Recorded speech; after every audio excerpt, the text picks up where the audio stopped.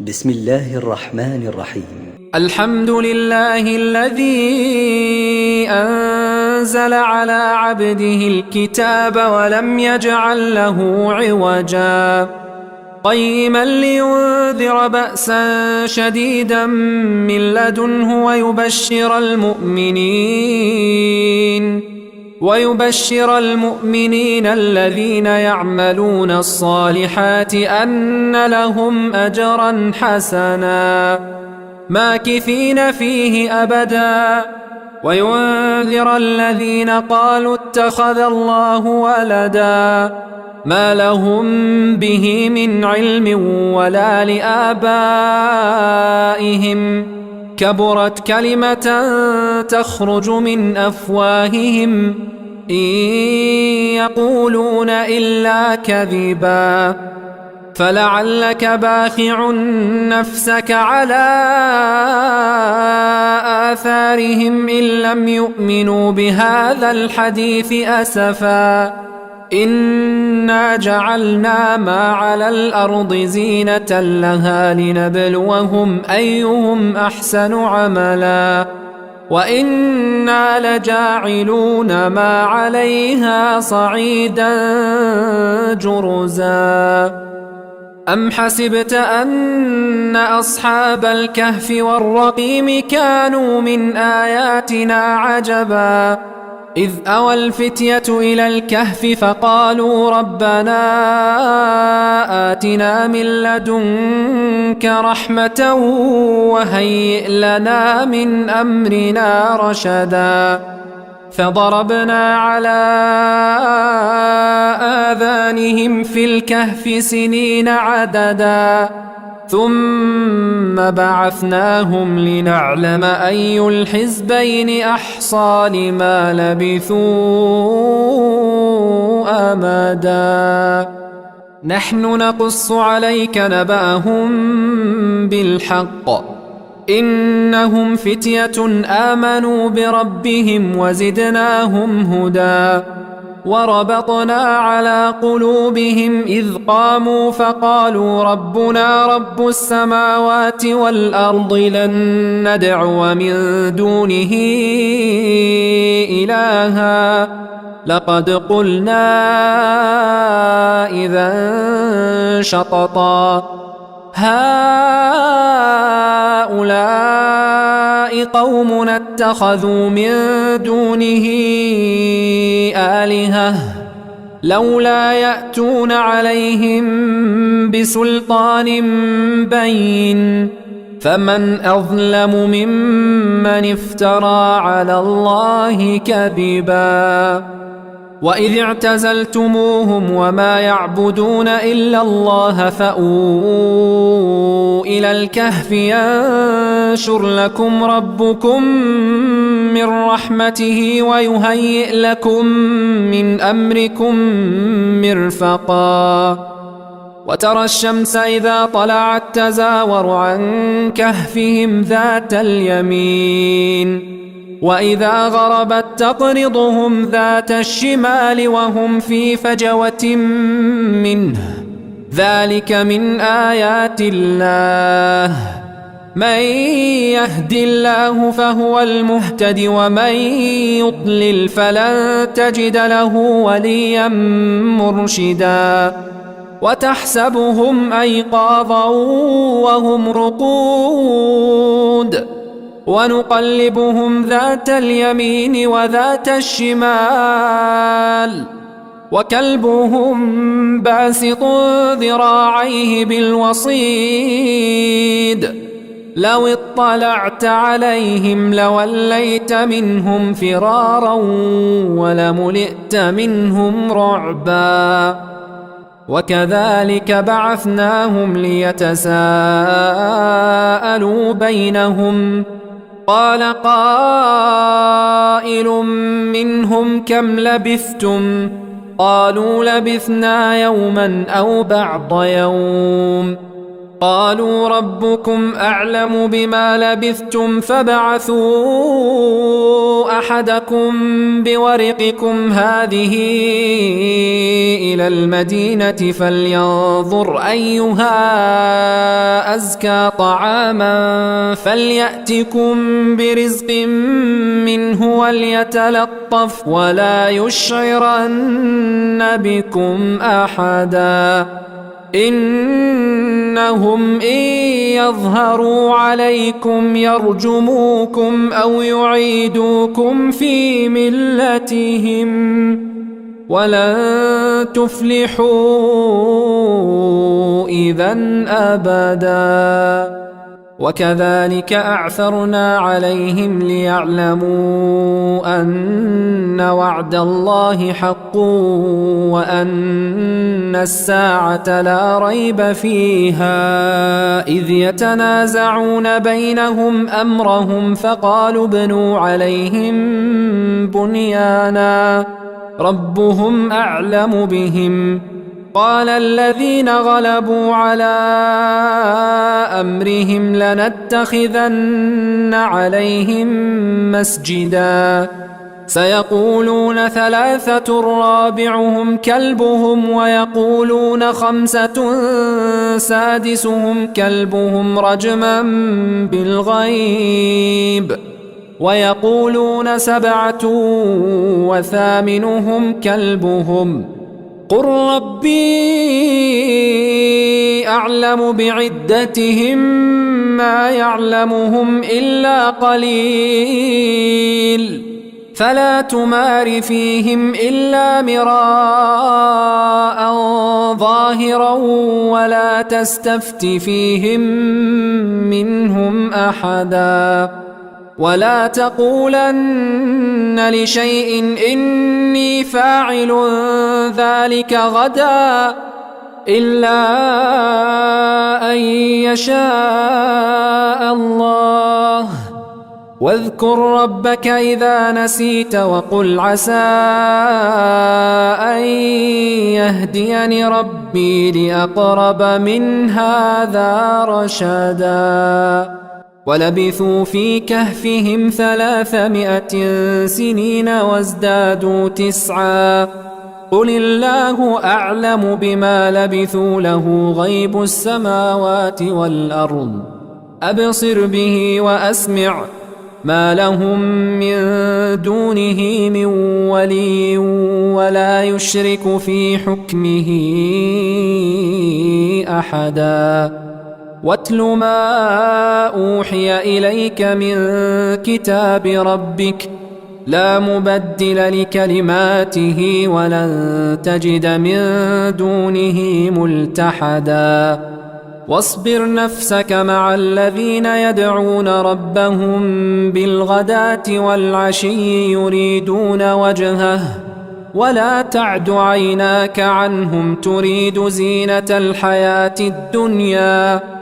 ولا تطع من أغفلنا قلبه عن ذكرنا واتبع هواه وكان أمره فرطا وقل الحق من ربكم فمن شاء فليؤمن ومن شاء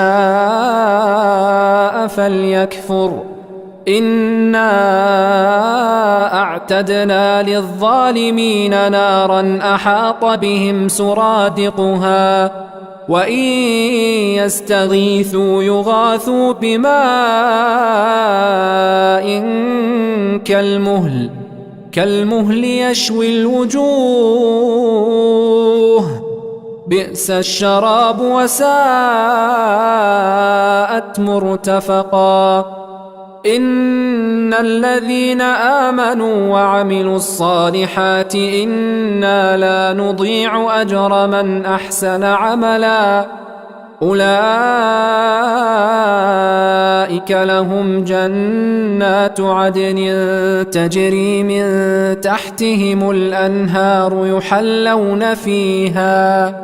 يحلون فيها من أساور من ذهب ويلبسون ثيابا خضرا من سندس واستبرق متكئين فيها على الأرائك نعم الثواب وحسنت مرتفقا. واضرب لهم مثل الرجلين جعلنا لأحدهما جنتين من أعناب وحففناهما بنخل وجعلنا بينهما زرعا كلتا الجنتين آتت أكلها ولم تظلم منه شيئا وفجرنا خلالهما نهرا. وكان له ثمر فقال لصاحبه وهو يحاوره أنا أكثر منك مالا وأعز نفرا. ودخل جنته وهو ظالم لنفسه قال ما أظن أن تبيد هذه أبدا وما أظن الساعة قائمة ولئن رددت إلى ربي لأجدن خيرا منها منقلبا. قال له صاحبه وهو يحاوره أكفرت بالذي خلقك من تراب ثم من نطفة ثم سواك رجلا لكن هو الله ربي ولا أشرك بربي أحدا. ولولا إذ دخلت جنتك قلت ما شاء الله لا قوة إلا بالله إن ترني أنا أقل منك مالا وولدا فعسى ربي أن يؤتيني خيرا من جنتك ويرسل عليها حسبانا من السماء فتصبح صعيدا زلقا أو يصبح ماؤها غورا فلن تستطيع له طلبا. وأحيط بثمره فأصبح يقلب كفيه على ما أنفق فيها وهي خاوية على عروشها ويقول يا ليتني لم أشرك بربي أحدا. ولم تكن له فئة ينصرونه من دون الله وما كان منتصرا. هنالك الولاية لله الحق هو خير ثوابا وخير عقبا. واضرب لهم مثل الحياة الدنيا كماء إن أنزلناه من السماء فاختلط به نبات الأرض فأصبح هشيما تذروه الرياح وكان الله على كل شيء مقتدرا. المال والبنون زينة الحياة الدنيا والباقيات الصالحات خير عند ربك ثوابا وخير أملا. ويوم نسير الجبال وترى الأرض بارزة وحشرناهم فلم نغادر منهم أحدا وعرضوا على ربك صفا لقد جئتمونا كما خلقناكم أول مرة بل زعمتم أن لن نجعل لكم موعدا. ووضع الكتاب فترى المجرمين مشفقين مما فيه ويقولون ويقولون يا ويلتنا ما لهذا الكتاب لا يغادر صغيرة ولا كبيرة إلا أحصاها ووجدوا ما عملوا حاضرا ولا يظلم ربك أحدا. وإذ قلنا للملائكة اسجدوا لآدم فسجدوا إلا إبليس كان من الجن ففسق عن أمر ربه أفتتخذونه وذريته أولياء من دوني وهم لكم عدو بئس للظالمين بدلا. ما أشهدتهم خلق السماوات والأرض ولا خلق أنفسهم وما كنت متخذ المضلين عضدا. ويوم يقول نادوا شركائي الذين زعمتم فدعوهم فلم يستجيبوا لهم وجعلنا بينهم موبقا.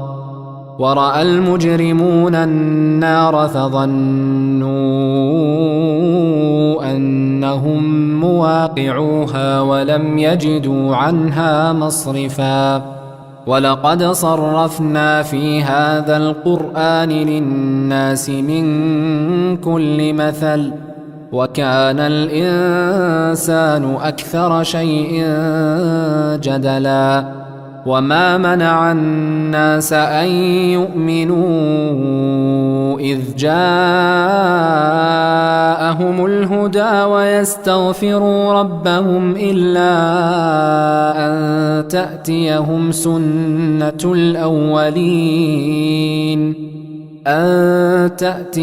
سنة الأولين أو يأتيهم العذاب قبلا. وما نرسل المرسلين إلا مبشرين ومنذرين ويجادل الذين كفروا بالباطل ليدحضوا به الحق واتخذوا آياتي وما أنذروا هزوا. ومن أظلم ممن ذكر بآيات ربه فأعرض عنها ونسي ما قدمت يداه إنا جعلنا على قلوبهم أكنة أن يفقهوه وفي آذانهم وقرا وإن تدعهم إلى الهدى فلن يهتدوا إذن أبدا. وربك الغفور ذو الرحمة لو يؤاخذهم بما كسبوا لعجل لهم العذاب بل لهم موعد لن يجدوا من دونه موئلا. وتلك القرى أهلكناهم لما ظلموا وجعلنا لمهلكهم موعدا. وإذ قال موسى لفتاه لا أبرح حتى أبلغ مجمع البحرين أو أمضي حقبا فلما بلغا مجمع بينهما نسيا حوتهما فاتخذ سبيله في البحر سربا. فلما جاوزا قال لفتاه آتنا غداءنا لقد لقينا من سفرنا هذا نصبا. قال أرأيت إذ أوينا إلى الصخرة فإني نسيت الحوت وما أنسانيه إلا الشيطان أن أذكره واتخذ سبيله في البحر عجبا. قال ذلك ما كنا نبغ فارتدا على آثارهما قصصا. فوجدا عبدا من عبادنا آتيناه رحمة من عندنا وعلمناه من لدنا علما. قال له موسى هل أتبعك على أن تعلمني مما علمت رشدا؟ قال إنك لن تستطيع معي صبرا وكيف تصبر على ما لم تحط به خبرا. قال ستجدني إن شاء الله صابرا ولا أعصي لك أمرا. قال فإن اتبعتني فلا تسألني عن شيء حتى أحدث لك منه ذكرا. فانطلقا حتى إذا ركبا في السفينة خرقها قال أخرقتها لتغرق أهلها لقد جئت شيئا إمرا. قال ألم أقل إنك لن تستطيع معي صبرا؟ قال لا تؤاخذني بما نسيت ولا ترهقني من أمري عسرا. فانطلقا حتى إذا لقيا غلاما فقتله قال أقتلت نفسا زكية بغير نفس لقد جئت شيئا نكرا. قال ألم أقل لك إنك لن تستطيع معي صبرا؟ قال إن سألتك عن شيء بعدها فلا تصاحبني قد بلغت من لدني عذرا. فانطلقا حتى إذا أتيا أهل قرية استطعما أهلها فأبوا أن يضيفوهما فوجدا فيها جدارا يريد أن ينقض فأقامه. قال لو شئت لاتخذت عليه أجرا. قال هذا فراق بيني وبينك سأنبئك بتأويل ما لم تستطع عليه صبرا. أما السفينة فكانت لمساكين يعملون في البحر فأردت أن أعيبها وكان وراءهم ملك يأخذ كل سفينة غصبا. وأما الغلام فكان أبواه مؤمنين فخشينا أن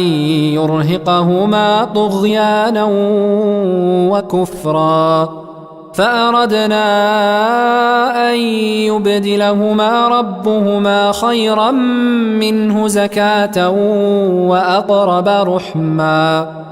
وأما الجدار فكان لغلامين يتيمين في المدينة وكان تحته كنز لهما وكان أبوهما صالحا فأراد ربك أن يبلغا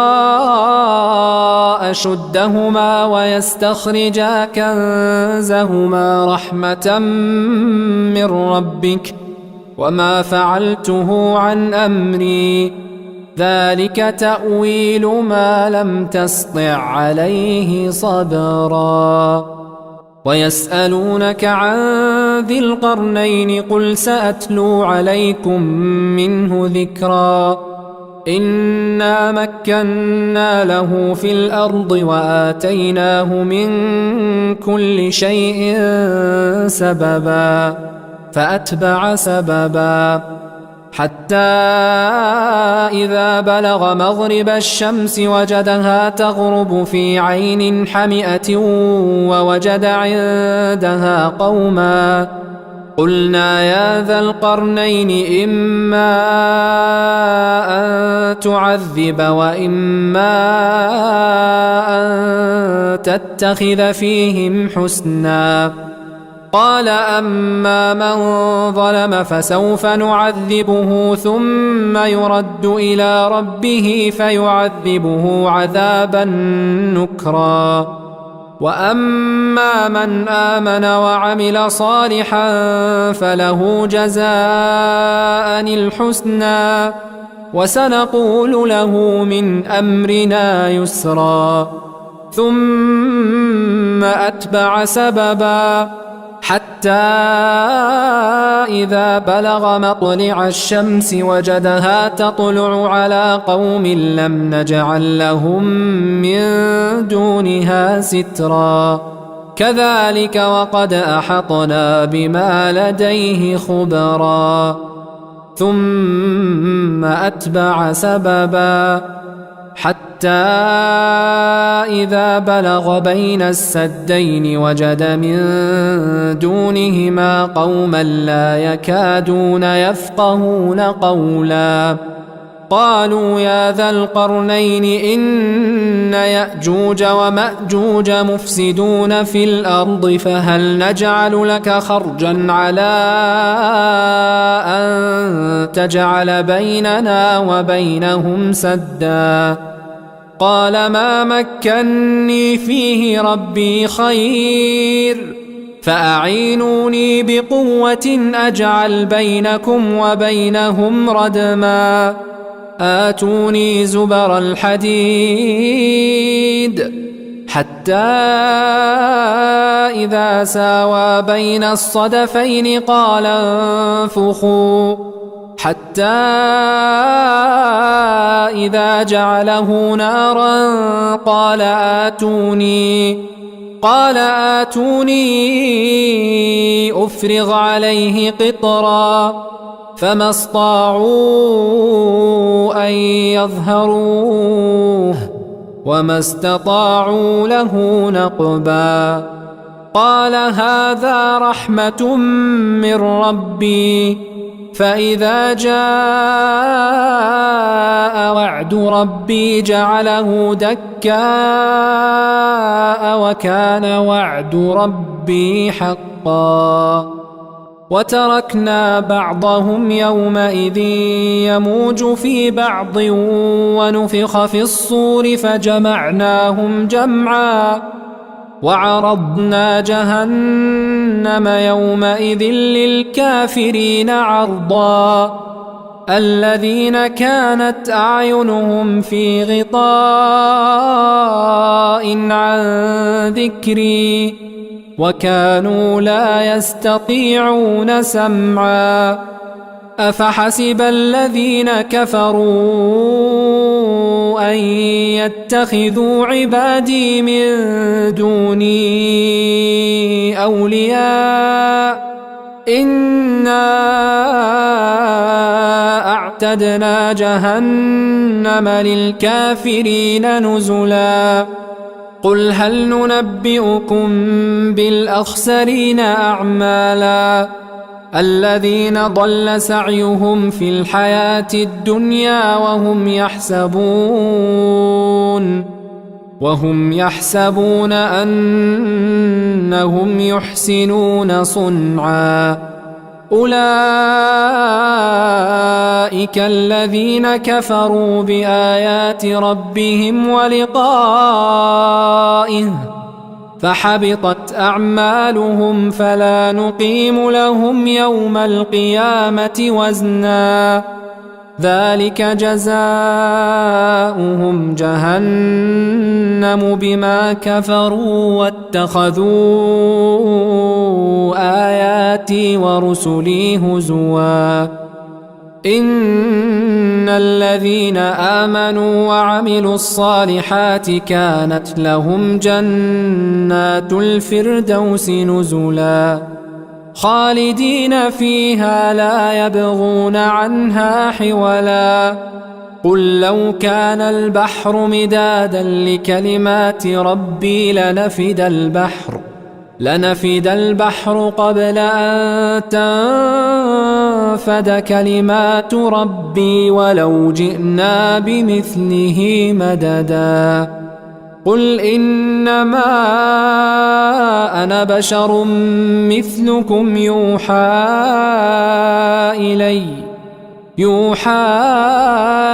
إلي أنما إلهكم إله واحد فمن كان يرجو لقاء ربه فليعمل عملا صالحا ولا يشرك بعبادة ربه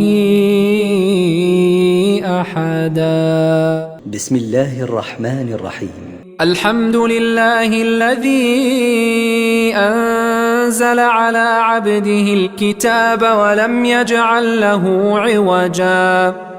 قيما لينذر بأسا شديدا من لدنه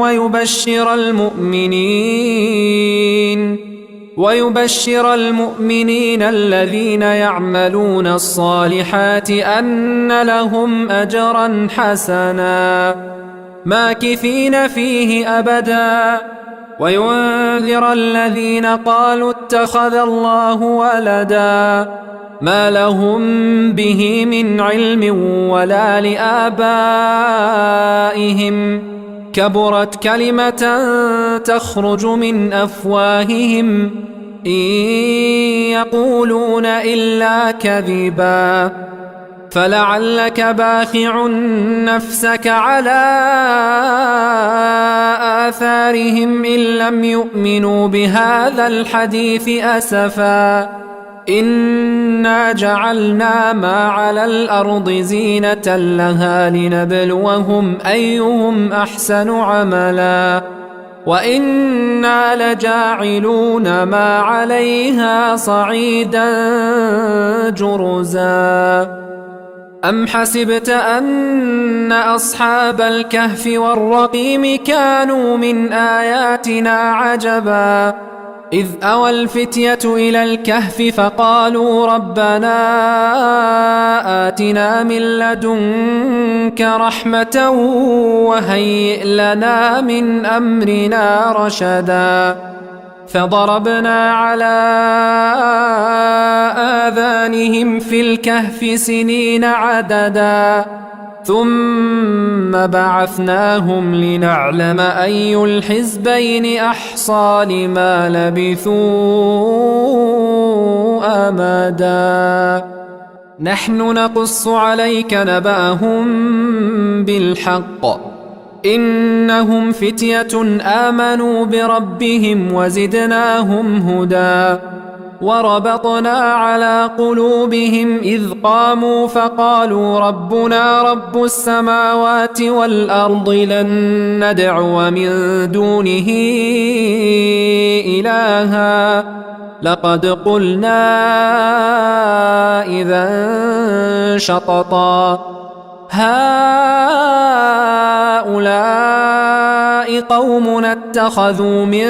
دونه آلهة لولا يأتون عليهم بسلطان بين فمن أظلم ممن افترى على الله كذبا وإذ اعتزلتموهم وما يعبدون إلا الله فأووا إلى الكهف ينشر لكم ربكم من رحمته ويهيئ لكم من أمركم مرفقا وترى الشمس إذا طلعت تزاور عن كهفهم ذات اليمين وإذا غربت تقرضهم ذات الشمال وهم في فجوة منه ذلك من آيات الله من يهد الله فهو المهتد ومن يضلل فلن تجد له وليا مرشدا وتحسبهم أيقاظا وهم رقود ونقلبهم ذات اليمين وذات الشمال وكلبهم باسط ذراعيه بالوصيد لو اطلعت عليهم لوليت منهم فرارا ولملئت منهم رعبا وكذلك بعثناهم ليتساءلوا بينهم قال قائل منهم كم لبثتم قالوا لبثنا يوما أو بعض يوم قالوا ربكم أعلم بما لبثتم فابعثوا أحدكم بورقكم هذه إلى المدينة فلينظر أيها أزكى طعاما فليأتكم برزق منه وليتلطف ولا يشعرن بكم أحدا إنهم إن يظهروا عليكم يرجموكم أو يعيدوكم في ملتهم ولن تفلحوا إذن أبدا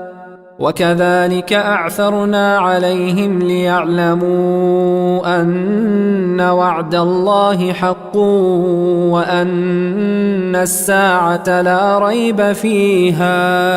إذ يتنازعون بينهم أمرهم فقالوا ابنوا عليهم بنيانا ربهم أعلم بهم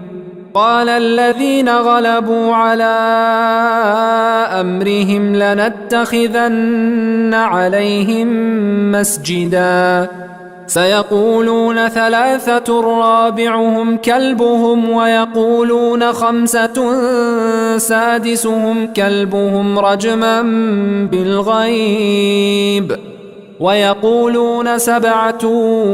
وثامنهم كلبهم قل ربي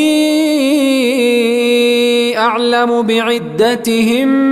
ما يعلمهم إلا قليل فلا تمار فيهم إلا مراء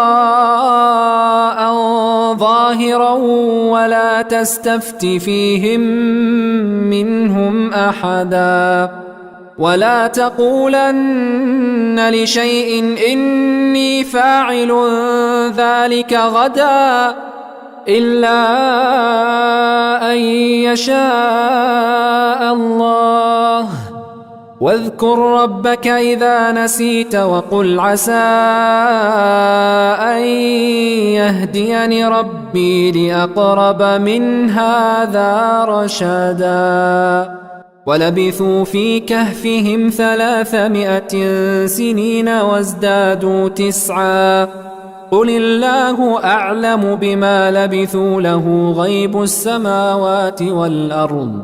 أبصر به وأسمع ما لهم من دونه من ولي ولا يشرك في حكمه أحدا واتل ما أوحي إليك من كتاب ربك لا مبدل لكلماته ولن تجد من دونه ملتحدا واصبر نفسك مع الذين يدعون ربهم بالغداة والعشي يريدون وجهه ولا تعد عيناك عنهم تريد زينة الحياة الدنيا ولا تطع من أغفلنا قلبه عن ذكرنا واتبع هواه وكان أمره فرطا وقل الحق من ربكم فمن شاء فليؤمن ومن شاء فليكفر إنا أعتدنا للظالمين نارا أحاط بهم سرادقها وإن يستغيثوا يغاثوا بماء كالمهل يشوي الوجوه بئس الشراب وساءت مرتفقا إن الذين آمنوا وعملوا الصالحات إنا لا نضيع أجر من أحسن عملا أولئك لهم جنات عدن تجري من تحتهم الأنهار يحلون فيها من أساور من ذهب ويلبسون ثيابا خضرا من سندس واستبرق متكئين فيها على الأرائك نعم الثواب وحسنت مرتفقا واضرب لهم مثل الرجلين جعلنا لأحدهما جنتين من أعناب وحففناهما بنخل وجعلنا بينهما زرعا كلتا الجنتين آتت أكلها ولم تظلم منه شيئا وفجرنا خلالهما نهرا وكان له ثمر فقال لصاحبه وهو يحاوره أنا أكثر منك مالا وأعز نفرا ودخل جنته وهو ظالم لنفسه قال ما أظن أن تبيد هذه أبدا وما أظن الساعة قائمة ولئن رددت إلى ربي لأجدن خيرا منها منقلبا قال له صاحبه وهو يحاوره أكفرت بالذي خلقك من تراب ثم من نطفة ثم سواك رجلا لكن هو الله ربي ولا أشرك بربي أحدا ولولا إذ دخلت جنتك قلت ما شاء الله لا قوة إلا بالله إن ترني أنا أقل منك مالا وولدا فعسى ربي أن يؤتيني خيرا من جنتك ويرسل عليها حسبانا من السماء فتصبح صعيدا زلقا أو يصبح ماؤها غورا فلن تستطيع له طلبا وأحيط بثمره فأصبح يقلب كفيه على ما أنفق فيها وهي خاوية على عروشها ويقول يا ليتني لم أشرك بربي أحدا ولم تكن له فئة ينصرونه من دون الله وما كان منتصرا هنالك الولاية لله الحق هو خير ثوابا وخير عقبا واضرب لهم مثل الحياة الدنيا كماء إن أنزلناه من السماء فاختلط به نبات الأرض فأصبح هشيما تذروه الرياح وكان الله على كل شيء مقتدرا المال والبنون زينة الحياة الدنيا والباقيات الصالحات خير عند ربك ثوابا وخير أملا ويوم نسير الجبال وترى الأرض بارزة وحشرناهم فلم نغادر منهم أحدا وعرضوا على ربك صفا لقد جئتمونا كما خلقناكم أول مرة بل زعمتم أن لن نجعل لكم موعدا ووضع الكتاب فترى المجرمين مشفقين مما فيه ويقولون يا ويلتنا ما لهذا الكتاب لا يغادر صغيرة ولا كبيرة إلا أحصاها ووجدوا ما عملوا حاضرا ولا يظلم ربك أحدا. وإذ قلنا للملائكة اسجدوا لآدم فسجدوا إلا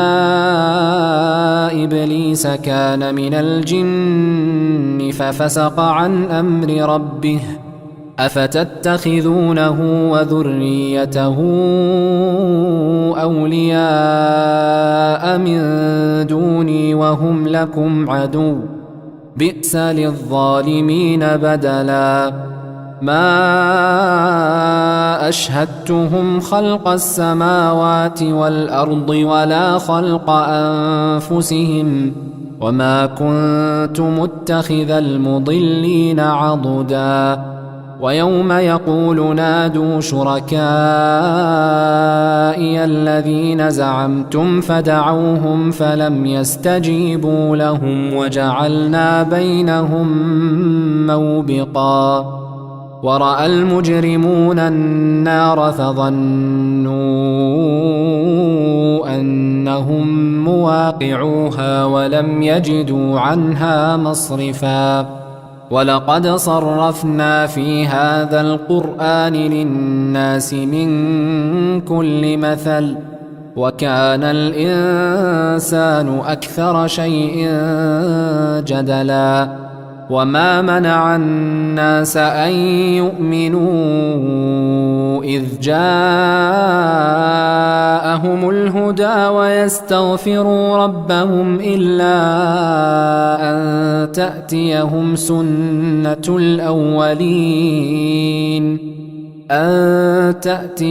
سنة الأولين أو يأتيهم العذاب قبلا. وما نرسل المرسلين إلا مبشرين ومنذرين ويجادل الذين كفروا بالباطل ليدحضوا به الحق واتخذوا آياتي وما أنذروا هزوا. ومن أظلم ممن ذكر بآيات ربه فأعرض عنها ونسي ما قدمت يداه إنا جعلنا على قلوبهم أكنة أن يفقهوه وفي آذانهم وقرا وإن تدعهم إلى الهدى فلن يهتدوا إذن أبدا. وربك الغفور ذو الرحمة لو يؤاخذهم بما كسبوا لعجل لهم العذاب بل لهم موعد لن يجدوا من دونه موئلا. وتلك القرى أهلكناهم لما ظلموا وجعلنا لمهلكهم موعدا. وإذ قال موسى لفتاه لا أبرح حتى أبلغ مجمع البحرين أو أمضي حقبا فلما بلغا مجمع بينهما نسيا حوتهما فاتخذ سبيله في البحر سربا. فلما جاوزا قال لفتاه آتنا غداءنا لقد لقينا من سفرنا هذا نصبا. قال أرأيت إذ أوينا إلى الصخرة فإني نسيت الحوت وما أنسانيه إلا الشيطان أن أذكره واتخذ سبيله في البحر عجبا. قال ذلك ما كنا نبغ فارتدا على آثارهما قصصا فوجدا عبدا من عبادنا آتيناه رحمة من عندنا وعلمناه من لدنا علما قال له موسى هل أتبعك على أن تعلمني مما علمت رشدا قال إنك لن تستطيع معي صبرا وكيف تصبر على ما لم تحط به خبرا قال ستجدني إن شاء الله صابرا ولا أعصي لك أمرا قال فإن اتبعتني فلا تسألني عن شيء حتى أحدث لك منه ذكرا فانطلقا حتى إذا ركبا في السفينة خرقها قال أخرقتها لتغرق أهلها لقد جئت شيئا إمرا قال ألم أقل إنك لن تستطيع معي صبرا قال لا تؤاخذني بما نسيت ولا ترهقني من أمري عسرا فانطلقا حتى إذا لقيا غلاما فقتله قال أقتلت نفسا زكية بغير نفس لقد جئت شيئا نكرا قال ألم أقل لك إنك لن تستطيع معي صبرا قال إن سألتك عن شيء بعدها فلا تصاحبني قد بلغت من لدني عذرا فانطلقا حتى إذا أتيا أهل قرية استطعما أهلها فأبوا أن يضيفوهما فوجدا فيها جدارا يريد أن ينقض فأقامه قال لو شئت لاتخذت عليه أجرا قال هذا فراق بيني وبينك سأنبئك بتأويل ما لم تستطع عليه صبرا أما السفينة فكانت لمساكين يعملون في البحر فأردت أن أعيبها وكان وراءهم ملك يأخذ كل سفينة غصبا وأما الغلام فكان أبواه مؤمنين فخشينا أن يرهقهما طغيانا وكفرا فأردنا أن يبدلهما ربهما خيرا منه زكاة وأقرب رحما وأما الجدار فكان لغلامين يتيمين في المدينة وكان تحته كنز لهما وكان أبوهما صالحا فأراد ربك أن يبلغا أشدهما ويستخرجا كنزهما رحمة من ربك وما فعلته عن أمري ذلك تأويل ما لم تسطع عليه صبرا ويسألونك عن ذي القرنين قل سأتلو عليكم منه ذكرا إنا مكنا له في الأرض وآتيناه من كل شيء سببا فأتبع سببا حتى إذا بلغ مغرب الشمس وجدها تغرب في عين حمئة ووجد عندها قوما قلنا يا ذا القرنين إما أن تعذب وإما أن أن تتخذ فيهم حسنا. قال أما من ظلم فسوف نعذبه ثم يرد إلى ربه فيعذبه عذابا نكرا. وأما من آمن وعمل صالحا فله جزاء الحسنى وسنقول له من أمرنا يسرا. ثم أتبع سببا حتى إذا بلغ مطلع الشمس وجدها تطلع على قوم لم نجعل لهم من دونها سترا. كذلك وقد أحطنا بما لديه خبرا. ثم أتبع سببا حتى إذا بلغ بين السدين وجد من دونهما قوما لا يكادون يفقهون قولا. قالوا يا ذا القرنين إن يأجوج ومأجوج مفسدون في الأرض فهل نجعل لك خرجا على أن تجعل بيننا وبينهم سدا. قال ما مكني فيه ربي خير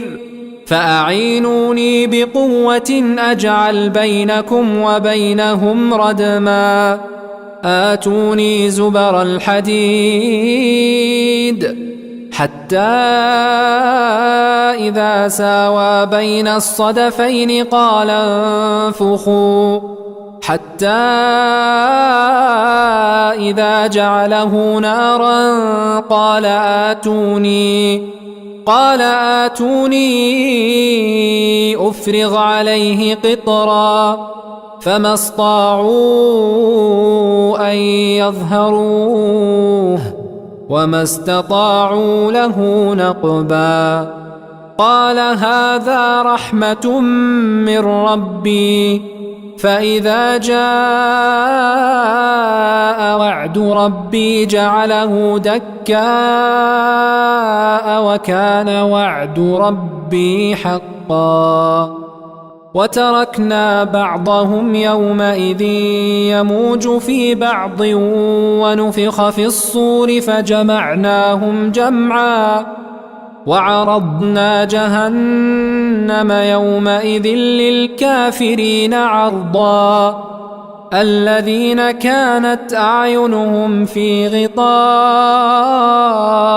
عن ذكري وكانوا لا يستطيعون سمعا. أفحسب الذين كفروا أن يتخذوا عبادي من دوني أولياء إنا أعتدنا جهنم للكافرين نزلا. قل هل ننبئكم بالأخسرين أعمالا الذين ضل سعيهم في الحياة الدنيا وهم يحسبون أنهم يحسنون صنعا. أولئك الذين كفروا بآيات ربهم ولقائه فحبطت أعمالهم فلا نقيم لهم يوم القيامة وزنا. ذلك جزاؤهم جهنم بما كفروا واتخذوا آياتي ورسلي هزوا. إن الذين آمنوا وعملوا الصالحات كانت لهم جنات الفردوس نزلا خالدين فيها لا يبغون عنها حولا.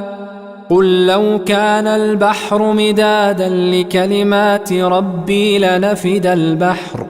لنفد البحر قبل أن تنفد كلمات ربي ولو جئنا بمثله مددا. قل إنما أنا بشر مثلكم يوحى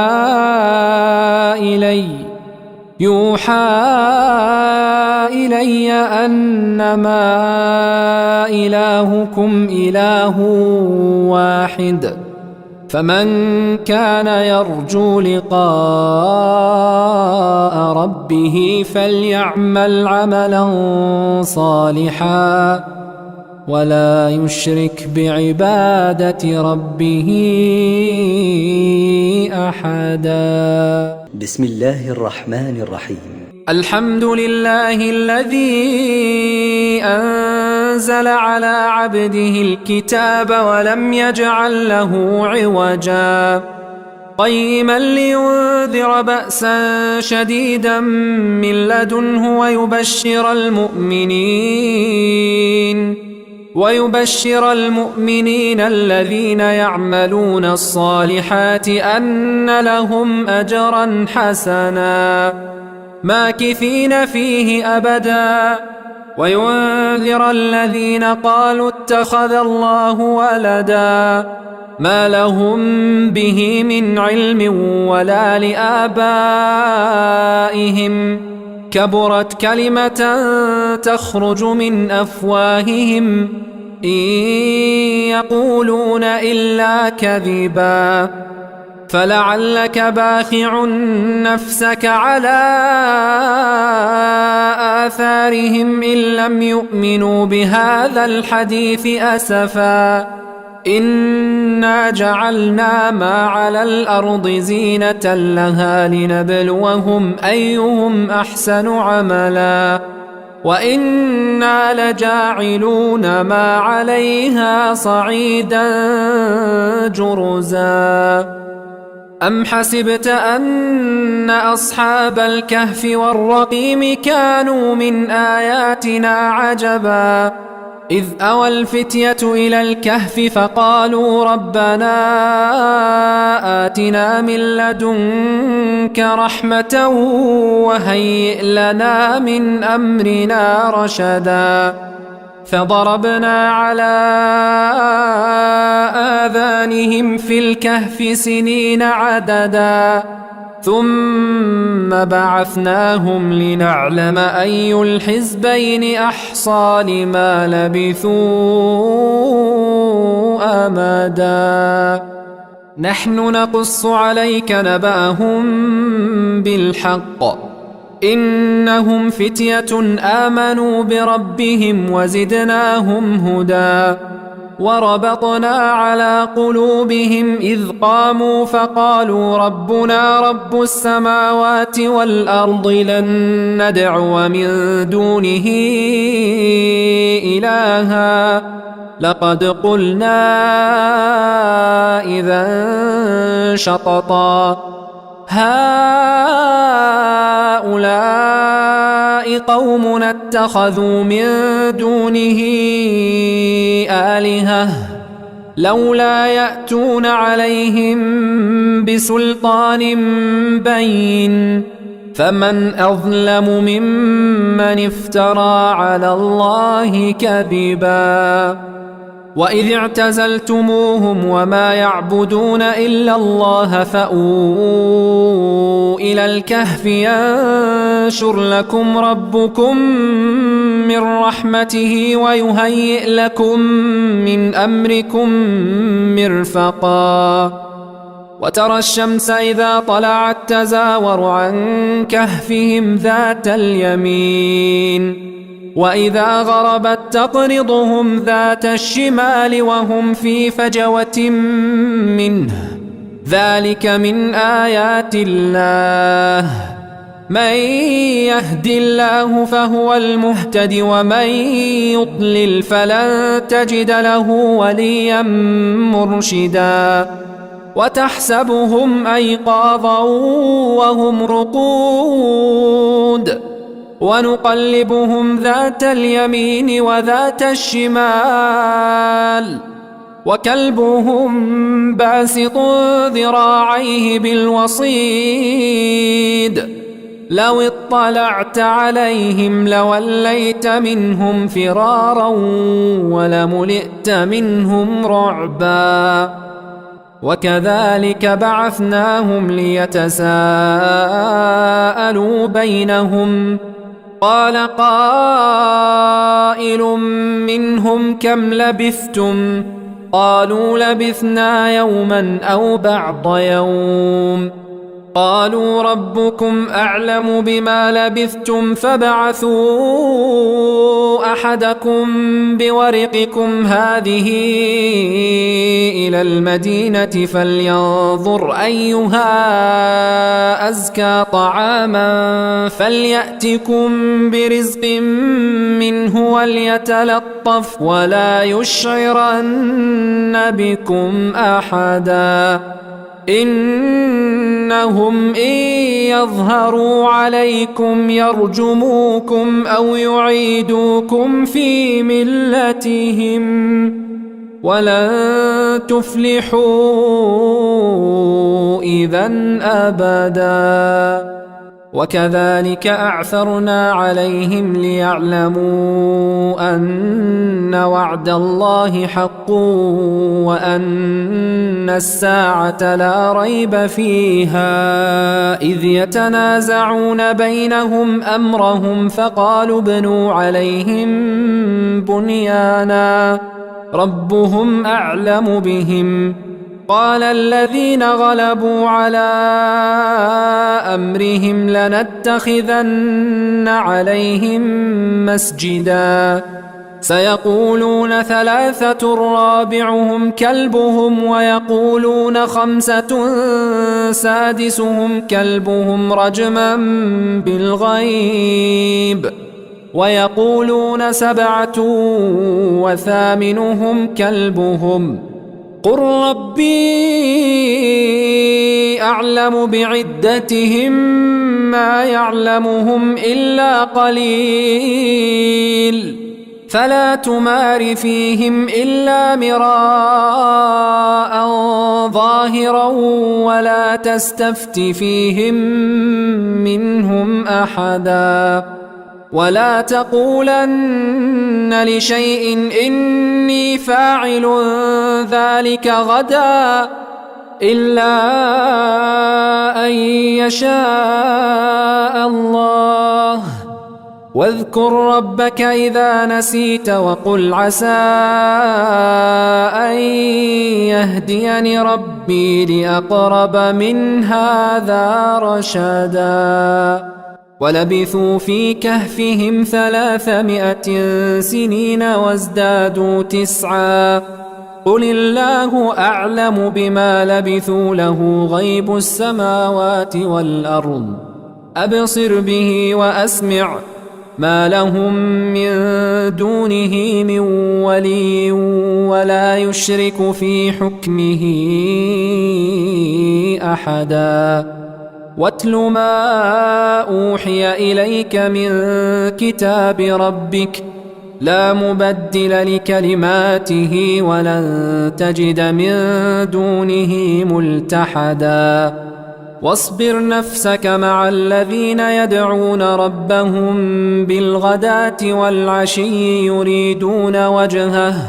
ولا تعد عيناك عنهم تريد زينة الحياة الدنيا ولا تطع من أغفلنا قلبه عن ذكرنا واتبع هواه وكان أمره فرطا وقل الحق من ربكم فمن شاء فليؤمن ومن شاء فليكفر إنا أعتدنا للظالمين نارا أحاط بهم سرادقها وإن يستغيثوا يغاثوا بماء كالمهل يشوي الوجوه بئس الشراب وساءت مرتفقا إن الذين آمنوا وعملوا الصالحات إنا لا نضيع أجر من أحسن عملا أولئك لهم جنات عدن تجري من تحتهم الأنهار يحلون فيها من أساور من ذهب ويلبسون ثيابا خضرا من سندس واستبرق متكئين فيها على الأرائك نعم الثواب وحسنت مرتفقا واضرب لهم مثل الرجلين جعلنا لأحدهما جنتين من أعناب وحففناهما بنخل وجعلنا بينهما زرعا كلتا الجنتين آتت أكلها ولم تظلم منه شيئا وفجرنا خلالهما نهرا وكان له ثمر فقال لصاحبه وهو يحاوره أنا أكثر منك مالا وأعز نفرا ودخل جنته وهو ظالم لنفسه قال ما أظن أن تبيد هذه أبدا وما أظن الساعة قائمة ولئن رددت إلى ربي لأجدن خيرا منها منقلبا قال له صاحبه وهو يحاوره أكفرت بالذي خلقك من تراب ثم من نطفة ثم سواك رجلا لكن هو الله ربي ولا أشرك بربي أحدا ولولا إذ دخلت جنتك قلت ما شاء الله لا قوة إلا بالله إن ترني أنا أقل منك مالا وولدا فعسى ربي أن يؤتيني خيرا من جنتك ويرسل عليها حسبانا من السماء فتصبح صعيدا زلقا أو يصبح ماؤها غورا فلن تستطيع له طلبا وأحيط بثمره فأصبح يقلب كفيه على ما أنفق فيها وهي خاوية على عروشها ويقول يا ليتني لم أشرك بربي أحدا ولم تكن له فئة ينصرونه من دون الله وما كان منتصرا هنالك الولاية لله الحق هو خير ثوابا وخير عقبا واضرب لهم مثل الحياة الدنيا كماء إن أنزلناه من السماء فاختلط به نبات الأرض فأصبح هشيما تذروه الرياح وكان الله على كل شيء مقتدرا المال والبنون زينة الحياة الدنيا والباقيات الصالحات خير عند ربك ثوابا وخير أملا ويوم نسير الجبال وترى الأرض بارزة وحشرناهم فلم نغادر منهم أحدا وعرضوا على ربك صفا لقد جئتمونا كما خلقناكم أول مرة بل زعمتم أن لن نجعل لكم موعدا ووضع الكتاب فترى المجرمين مشفقين مما فيه ويقولون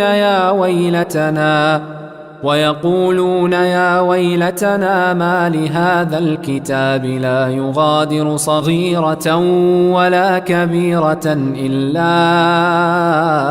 أحصاها ووجدوا ما عملوا حاضرا ولا يظلم ربك أحدا. وإذ قلنا للملائكة اسجدوا لآدم فسجدوا إلا إبليس كان من الجن ففسق عن أمر ربه أفتتخذونه وذريته أولياء من دوني وهم لكم عدو بئس للظالمين بدلا. ما أشهدتهم خلق السماوات والأرض ولا خلق أنفسهم وما كنت متخذ المضلين عضدا. ويوم يقول نادوا شركائي الذين زعمتم فدعوهم فلم يستجيبوا لهم وجعلنا بينهم موبقا. ورأى المجرمون النار فظنوا أنهم مواقعوها ولم يجدوا عنها مصرفا. ولقد صرفنا في هذا القرآن للناس من كل مثل وكان الإنسان أكثر شيء جدلا. وما منع الناس أن يؤمنوا إذ جاءهم الهدى ويستغفروا ربهم إلا أن تأتيهم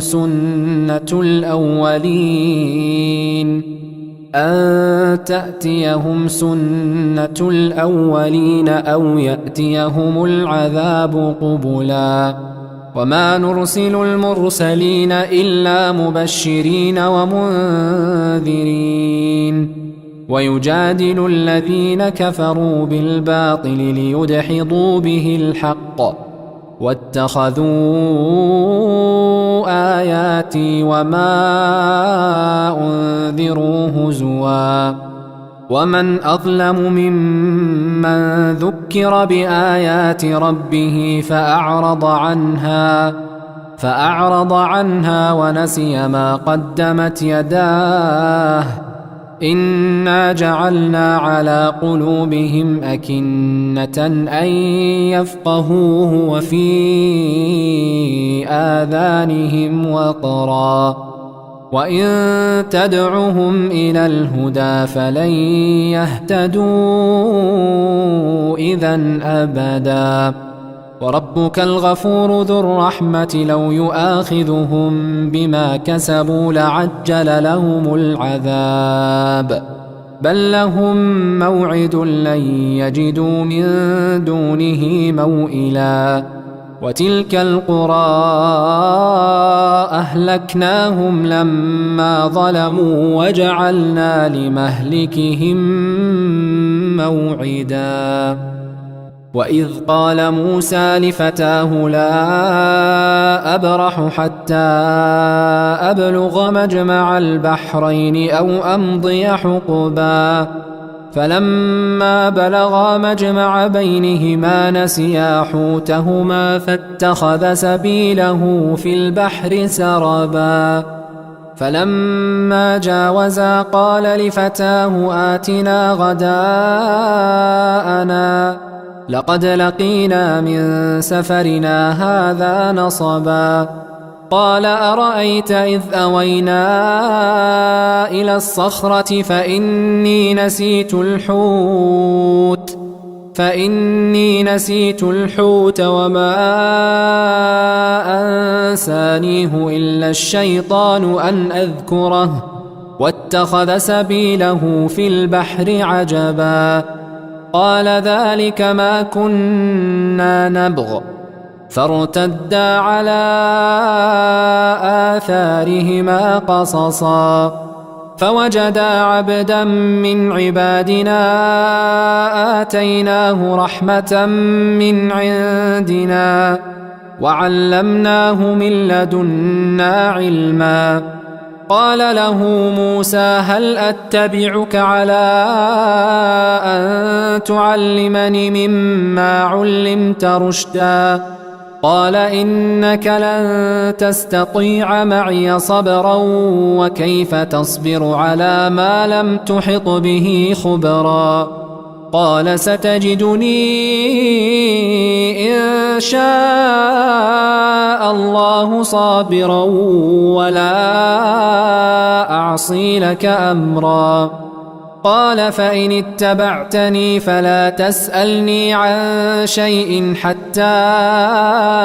أحدث لك منه ذكرا فانطلقا حتى إذا ركبا في السفينة خرقها قال أخرقتها لتغرق أهلها لقد جئت شيئا إمرا قال ألم أقل إنك لن تستطيع معي صبرا قال لا تؤاخذني بما نسيت ولا ترهقني من أمري عسرا فانطلقا حتى إذا لقيا غلاما فقتله قال أقتلت نفسا زكية بغير نفس لقد جئت شيئا نكرا قال ألم أقل لك إنك لن تستطيع معي صبرا قال إن سألتك عن شيء بعدها فلا تصاحبني قد بلغت من لدني عذرا فانطلقا حتى إذا أتيا أهل قرية استطعما أهلها فأبوا أن يضيفوهما فوجدا فيها جدارا يريد أن ينقض فأقامه قال لو شئت لاتخذت عليه أجرا قال هذا فراق بيني وبينك سأنبئك بتأويل ما لم تستطع عليه صبرا أما السفينة فكانت لمساكين يعملون في البحر فأردت أن أعيبها وكان وراءهم ملك يأخذ كل سفينة غصبا وأما الغلام فكان أبواه مؤمنين فخشينا أن يرهقهما طغيانا وكفرا فأردنا أن يبدلهما ربهما خيرا منه زكاة وأقرب رحما وأما الجدار فكان لغلامين يتيمين في المدينة وكان تحته كنز لهما وكان أبوهما صالحا فأراد ربك أن يبلغا أشدهما ويستخرجا كنزهما رحمة من ربك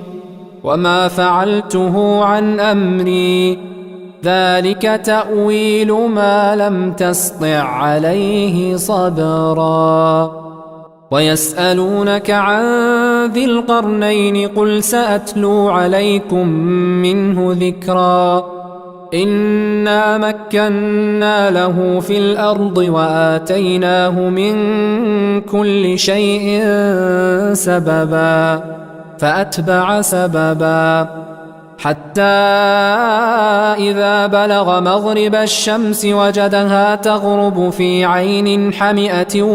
ووجد عندها قوما قلنا يا ذا القرنين إما أن تعذب وإما أن تتخذ فيهم حسنا. قال أما من ظلم فسوف نعذبه ثم يرد إلى ربه فيعذبه عذابا نكرا. وأما من آمن وعمل صالحا فله جزاء الحسنى وسنقول له من أمرنا يسرا. ثم أتبع سببا حتى إذا بلغ مطلع الشمس وجدها تطلع على قوم لم نجعل لهم من دونها سترا. كذلك وقد أحطنا بما لديه خبرا. ثم أتبع سببا حتى إذا بلغ بين السدين وجد من دونهما قوما لا يكادون يفقهون قولا. قالوا يا ذا القرنين إن يأجوج ومأجوج مفسدون في الأرض فهل نجعل لك خرجا على أن تجعل بيننا وبينهم سدا.